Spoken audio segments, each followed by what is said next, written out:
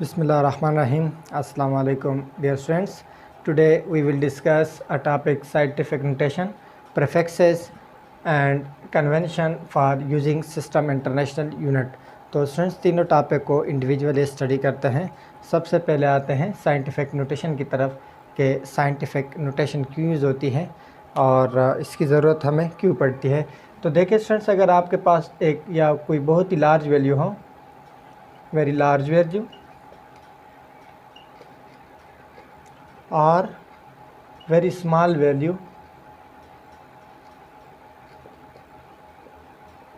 तो हमें ज़रूरत पड़ती है उसको हम एक्सप्रेस करेंगे पावर ऑफ 10 में।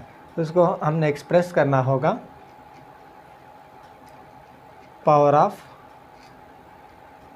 10 में। फॉर एग्ज़ाम्पल आपके पास कोई वैल्यू है जो बहुत ही लार्ज वैल्यू है, तो कैसे उसको हम फॉर एग्ज़ाम्पल आपके पास एक वैल्यू है लेट्स से 32500000000, यानी आपके पास इतने मीटर कोई डिस्टेंस है। तो आप लोग फिर क्या करते हैं, इसको साइंटिफिक नोटेशन में, हमारे पास बहुत लार्ज वैल्यू आ गई है, इसको हम साइंटिफिक नोटेशन में लेके आते हैं। तो क्या करना होगा, इसके कुछ रूल्स हैं। अब हम जा रहे हैं टुवर्ड द लेफ़्ट, तो जब भी टुवर्ड द लेफ़्ट जाएंगे तो जो पावर होगा 10 का वो क्या होगा, वो पॉजिटिव इंक्रीज़ होगा। सो ये 1 2 3 4 5 6 7 8 9 10 11 12 13, तो मैं यहाँ पर इसका आंसर लिख सकता हूँ कि 3.25 cross 10 raise to the power 13 metre. देखिए स्टूडेंट्स, मैं कहाँ से गया, मैं अपने राइट से लेफ़्ट की तरफ गया, तो जो पावर है वो पॉजिटिव इंक्रीज़ हुआ। तो याद रखिए, जब भी आप पॉजिटिव राइट हैंड से, राइट साइड से आप जाते हैं लेफ़्ट की तरफ, आप डिस्प्लेस करते हैं इस पॉइंट को, तो पावर क्या होगा, वो पॉजिटिव इंक्रीज़ होगा। जबकि अगर आपके पास कोई ऐसी वैल्यू है जिसको हम यूँ डिनोट करें, लेट्स से 0.00000023, लेट्स से ये आपके पास कोई वैल्यू है जो कि मीटर में है फॉर एग्ज़ाम्पल। तो अब मैं जा रहा हूँ लेफ़्ट से राइट की तरफ, तो अब पावर क्या होगा, हमारे पास नेगेटिव होगा। तो पॉइंट को डिस्प्लेस करें 1 2 3 4 5 6 7 8 9 9, तो ये क्या हो जाएगा, 2.3 cross 10 raise to the power -9 metre हो जाएगा। और ये हमारे पास कौन सी वैल्यू है, ये बहुत ही कोई एक स्मॉल वैल्यू है, और ये जो वैल्यू थी ये हमारे पास कोई लार्ज वैल्यू, मैंने जस्ट कंसीडर किया, बुक में भी एक दो एग्जांपल वहाँ पर गिवन है। तो ये सिर्फ इसमें याद रखने की चीज़ है कि हम बहुत लार्ज वैल्यू या स्मॉल वैल्यू को 10 की पावर में एक्सप्रेस करते हैं, इसको हम कहते हैं साइंटिफिक नोटेशन। और जब हम पॉइंट को लेके जाएंगे फ्रॉम राइट टू लेफ़्ट, तो पावर पॉजिटिव इंक्रीज़ होगा, और जब हम लेफ़्ट से राइट की तरफ जाएंगे तो पावर नेगेटिव इंक्रीज़ होगा। तो ये था साइंटिफिक नोटेशन। अब हम आते हैं प्रीफिक्सेस की तरफ के प्रीफिक्सेस क्या हैं। ये चीज़ें ऑलरेडी आप लोगों ने 9th में इसको पढ़ा होगा और डिटेल से पढ़ा है। तो यहाँ पर इसकी यूज़ इसलिए हो रही है क्योंकि ये आगे जो कुछ टॉपिक हैं उसमें प्रीफिक्सेस वगैरह या साइंटिफिक नोटेशन यूज़ होंगे, तो इसलिए यहाँ पर भी टॉपिक है इसका। तो प्रीफिक्सेस क्या है, लेट्स से इसकी मैं सिर्फ आपको एक एग्ज़ाम्पल दे दूँ, फिर आप, या एक दो एग्ज़ाम्पल दे दूँ, उससे फिर आप खुद ब खुद समझ आएंगे। यहाँ पर ये प्रीफिक्सेस हैं जो 10 रेज़ टू द पावर -18 से स्टार्ट होते हैं और 10 raise to the power positive 18 तक। यहाँ पर मैंने टेरा, पेटा और हेक्सानीली का, वो भी हमारे पास 10 raise to power 12, 10 raise to power 15 और 10 रेज़ टू पावर 18, वो फिर मैं लिखूँगा, यहाँ पर जगह कम थी इसलिए।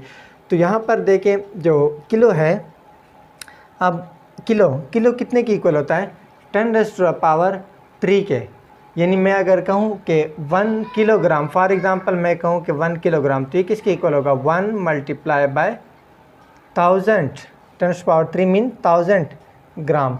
तो आप कभी भी इस तरह शॉपकीपर को नहीं कहते कि मुझे 1000 ग्राम कोई सब जो आप चीज़ कोई चीज़ आप उससे मांग रहे, तो आप कहते हैं 1 किलोग्राम, यानी आपने एक सिंपल 10⁻³ यानी 1000 को आपने क्या कह दिया, किलो। तो इसके बहुत सारे यूजेस हैं। इसके अलावा जो कैपेसिटर की यूनिट है फ़िराड, तो उससे स्मॉल यूनिट यूज़ होती है माइक्रो फ़िराड, यानी अगर आपको कहा जाए 10⁻⁻6 फ़िराड, तो ये -6 अगर टेबल में देखें हम तो वो इक्वल है किस चीज़ के, माइक्रो के। यहाँ पर आपको नज़र आ रहा है माइक्रो के, तो इसकी जगह पर हम माइक्रो फिर यूज़ करते हैं इनटू फ़िराड। तो ये भी हमारे पास ज़्यादातर यूज़ होते हैं ताकि हमें दोबारा इस तरह की वैल्यू से हम बचें। तो ये क्या हो जाएगा 1 2 3, तो 10⁻³ को हम कहते हैं किलो। किलो को सिंपली के से डिनोट किया जाता है। इसमें जो सबसे कम वैल्यू है वो है 8, स्मॉल ए से उसका सैम्बल है, और उसकी जो वैल्यू है उसका इक्विवेलेंट क्या है वो है 10⁻⁻18। फिर है फेम्टो, एफ से स्मॉल एफ से इसको डिनोट किया है 10⁻⁻15 इसकी वैल्यू है। पीको -12 उसको पी से, नैनो -9 एन से, माइक्रो म्यू, इसको म्यू कहते हैं, ये एक ग्रीक वर्ड है।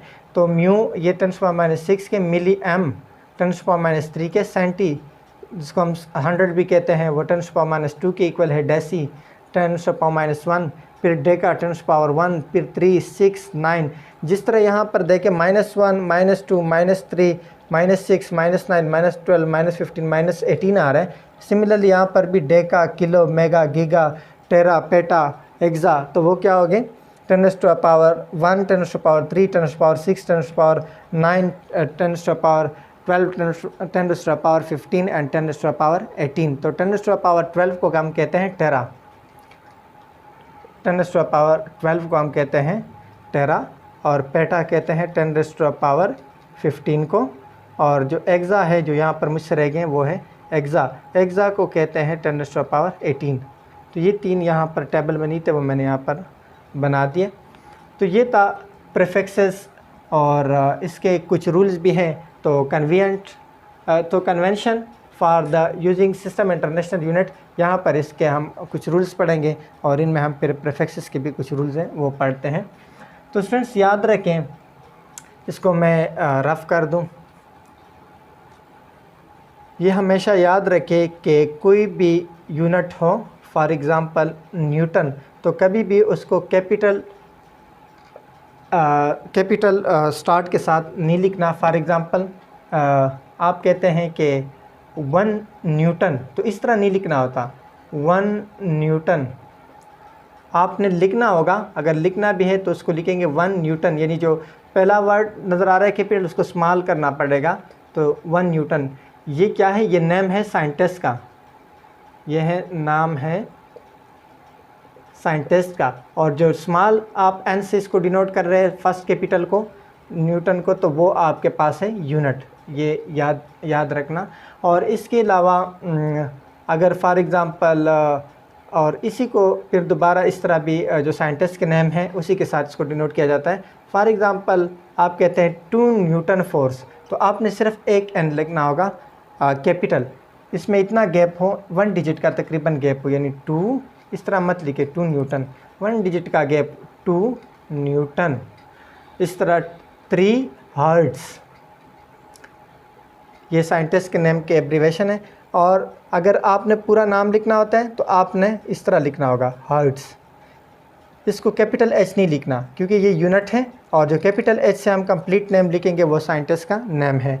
इस तरह पास्कल जो है आप कहते हैं 3 पास्कल प्रेशर, तो PA, अगर आपने कंप्लीट नेम लिखना है तो वो फिर पास्कल होगा, लेकिन अगर ये साइंटिस्ट का नेम है, अगर आप यूनिट लिखोगे तो वो स्मॉल p से आपने उसको डिनोट करना होगा, ये हो जाएगा पास्कल। तो आप कहते हैं 3 पास्कल, स्मॉल p से कैपिटल फर्स्ट जो वर्ड है उसको आपने स्मॉल करना होगा, फर्स्ट जो वर्ड है उसको स्मॉल करना होगा अगर आप कंप्लीट नेम लिखना चाहते हैं। अच्छा, ये तो था इसका पहले 2 रूल तकरीबन हो गए। अब 2 प्रीफिक्सेस कभी भी एट अ टाइम यूज़ नहीं हो सकते, जैसे माइक्रो फ़िराड, ऐसे नहीं होता, बल्कि micro means 10⁻⁻6 multiply by 10⁻⁻6 farad which is equal to 10⁻⁻ base में पावर ऐड हो जाएंगी तो ये हमारे पास आ जाएगा 10⁻⁻12 फ़राड। और 10⁻⁻12 जो है ये प्रीफिक्सेस में किसके इक्वल है, पीको के। तो मैं इसको यूँ लिख सकता हूँ, पीको फ़राड। कभी भी दो prefixes at a time use नहीं हो सकती, जैसे माइक्रो माइक्रो, किलो किलो। तो किलो किलो किसके इक्वल होगा, किलो किलो, यानी 10⁻³ और 10⁻³ तो ये हो जाएगा 10⁻6 और 10⁻6 किसके इक्वल हैं, वो है मेगा के इक्वल। तो किलो किलो के बजाय आप लोग लिखोगे मेगा। तो ये भी इसका कुछ रूल था। और इसके अलावा एक और रूल भी है, यानी फॉर एग्ज़ाम्पल आपके पास कुछ वैल्यूज़ गिवन है जो सेंटीमीटर में हो या मिलीमीटर में गिवन हो। कुछ वैल्यूज़ है, यानी आपको 2 मिलीमीटर कोई वैल्यू गिवन है, उस तरह टाइम भी आपको हावर में गिवन है। फॉर एग्ज़ाम्पल मैं वैसे जनरल आपको कंसेप्ट दे रहा हूँ। तो लास्ट में जो आपके पास आंसर आएगा उसको आपने कन्वर्ट करना होगा सिस्टम इंटरनेशनल यूनिट में, यानी जो मिलीमीटर है ये लेंथ की यूनिट है। तो आपने जब आपके पास इसको कैलकुलेट करके आपके पास जो लास्ट आंसर आएगा मिलीमीटर में, उसको आपने सिस्टम इंटरनेशनल यूनिट में कन्वर्ट करना होगा, और वो है आपके पास क्या, मीटर।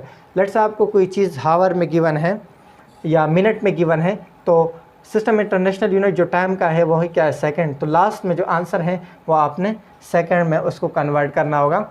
इस तरह अगर मैथ्स है आपको ग्राम में गिवन है या किसी और में गिवन है, तो आपने लास्ट में सिस्टम इंटरनेशनल यूनिट यानी किलोग्राम में उसको कन्वर्ट करना होगा।